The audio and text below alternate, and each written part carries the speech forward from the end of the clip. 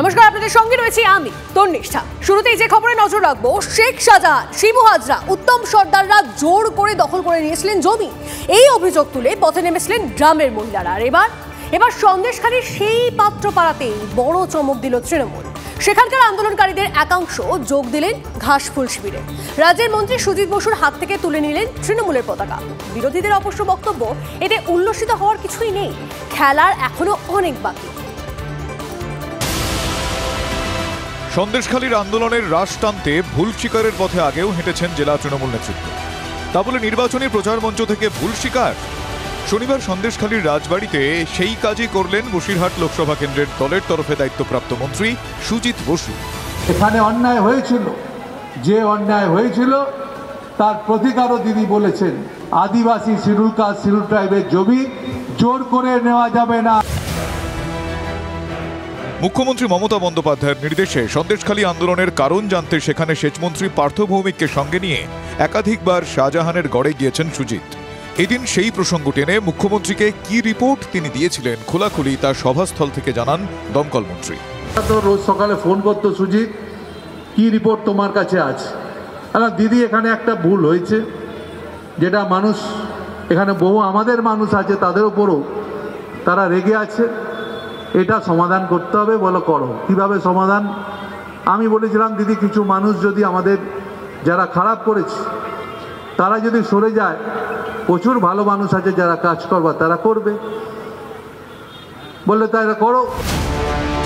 গারদের পিছনে থাকা শেখ শাহজাহান, শিবু হাজরা, উত্তম সর্দারেরা তাহলে এখন অতীত? আমাদের কিছু লিডারশিপ এখানের ওপর তাদের একটু অভাব অভিযোগ ছিল, সেটা সমাধান হয়ে গেছে। আবার মানুষ আসছে, এটা তৃণমূলের জায়গা, এটা অন্য লোকের জায়গা না। যে শাহজাহান শিবুদের কাঠগড়ায় তুলে আন্দোলনে উত্তাল হয়েছিল সন্দেশখালী, তারা এখন জেলে। উল্টো দিকে শনিবারের প্রচার মঞ্চে তৃণমূলের পতাকা হাতে তুলে নিলেন আন্দোলনের ভরকেন্দ্র পাত্রপাড়ার আন্দোলনকারীরা।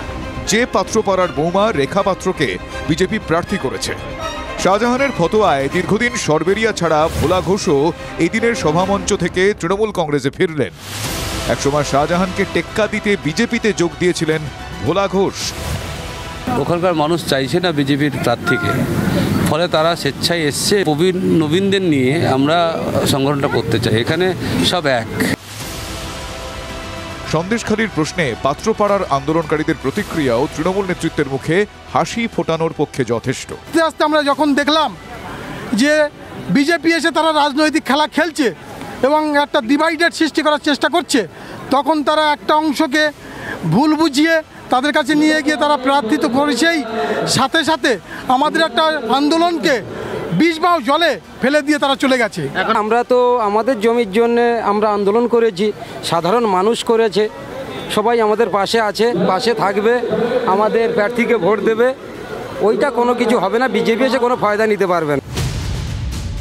তবে বিরোধীদের বক্তব্য, বসিরহাট কেন্দ্রের চতুর্মুখী লড়াইয়ে এখনো অনেক ছবির বদল ঘটবে। শেখ শাহজাহান যখন চলে গেছে, অনুগামীরাও একে একে যাবে এবং এই লড়াইয়ে আমরা অনেক এগিয়ে থাকবো, যেটা তৃণমূল বিজেপি কখনো বুঝতে পারবে না আমরা এতটা এগিয়ে, কিন্তু 4 তারিখে নিশ্চয়ই বুঝিয়ে দেব।